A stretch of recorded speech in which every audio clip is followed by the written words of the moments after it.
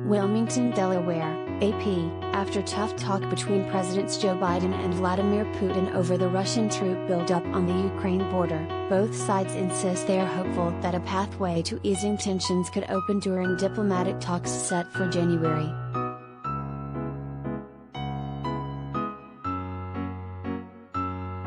But with less than 2 weeks to go before senior US and Russian officials are to meet in Geneva, the chasm is deep and the prospect of finding an exit to the crisis faces no shortage of complications.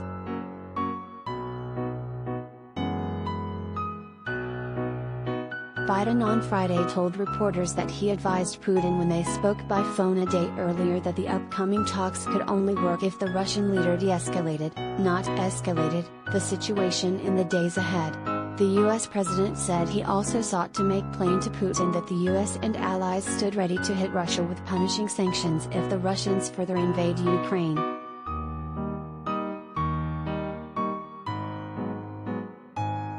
I made it clear to President Putin that if he makes any more moves into Ukraine we will have severe sanctions, Biden said.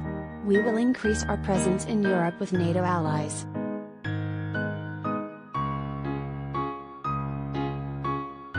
Meanwhile, Biden's national security team on Friday turned their attention to preparation for the Geneva talks, set for January 9th and 10th, to discuss the Russian massing of some 100,000 troops on its border with Ukraine.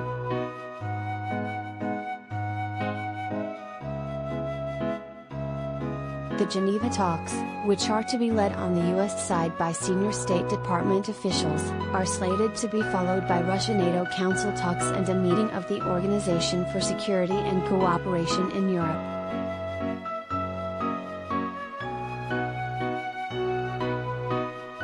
Biden is scheduled to speak by phone Sunday with Ukraine President Volodymyr Zelensky. The two leaders plan to review preparations for the upcoming diplomatic engagements, according to the White House.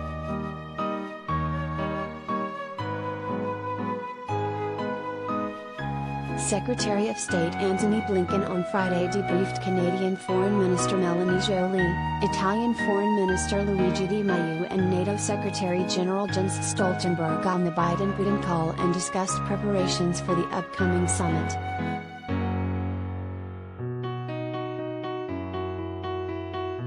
The 2 weeks ahead are going to be tough, said Daniel Fried, a former U.S. ambassador to Poland who was a top advisor on Eastern Europe to Presidents Barack Obama, George W. Bush and Bill Clinton. The Biden administration has done a pretty credible job of outlining, framing up the negotiations.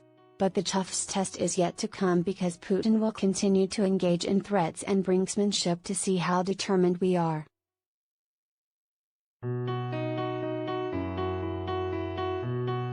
While Biden reiterated that he stood ready to exact sanctions that would reverberate throughout Russia, Kremlin officials doubled down on its warning to Biden about making a colossal mistake that could have enormous ramifications for an already fraught US-Russian relationship.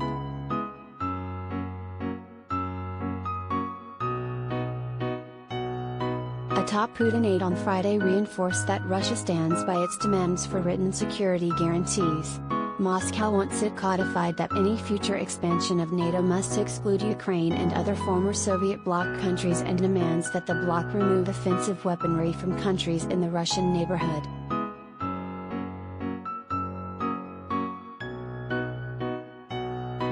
We will not allow our initiatives to be drowned in endless discussions, Foreign Minister Sergei Lavrov told the state RIA Novosti news agency Friday.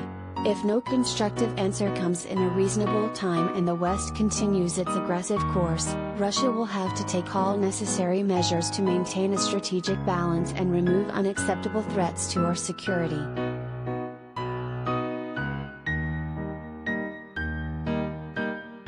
The Biden administration and NATO allies have made clear that the Russian demands are non-starters.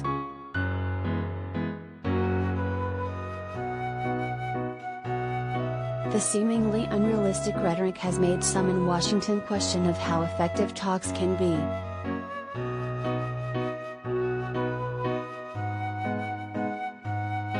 Following the Biden-Putin call, a group of 24 former U.S. national security officials and Russia experts, a group that includes several officials who served in the Obama, George W. Bush and Clinton's administrations, released a statement calling on Biden to immediately, and publicly, lay out the penalties Russia would face if Putin were to move forward with military action.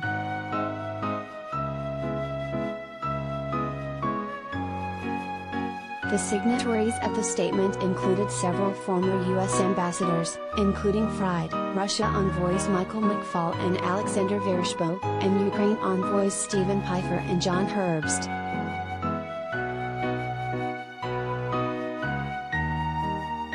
We believe the United States should, in closest consultation with its NATO allies and with Ukraine, take immediate steps to effect the Kremlin's cost-benefit calculations before the Russian leadership opts for further military escalation, the group wrote. Such a response would include a package of major and painful sanctions that would be applied immediately if Russia assaults Ukraine. Ideally, the outline of these sanctions would be communicated now to Moscow, so that the Kremlin has a clear understanding of the magnitude of the economic hit it will face.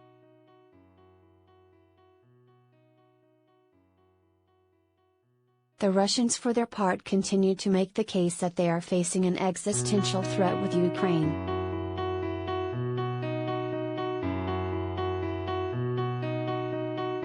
Lavrov on Friday noted an increase in weapons supplies to Ukraine and the growing number and scope of joint military drills conducted by Western powers with Ukraine, charging that the Kiev regime nationally perceives this support as a carte blanche for the use of force. He added that Russia will protect its citizens living in eastern Ukraine.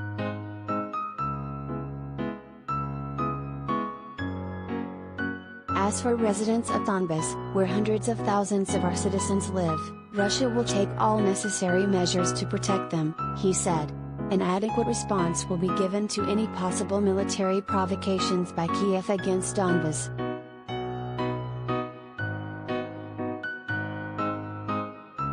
Simon Miles, a diplomatic and international historian of the Cold War at Duke University, said it would be a mistake for the White House to let Russia unilaterally set the tempo of what is about to unfold.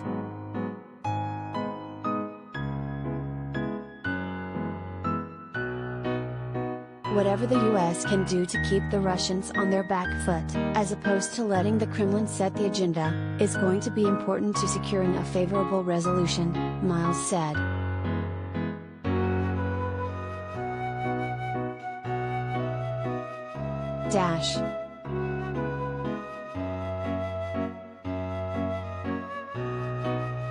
Associated Press writer Vladimir in Moscow contributed to this report.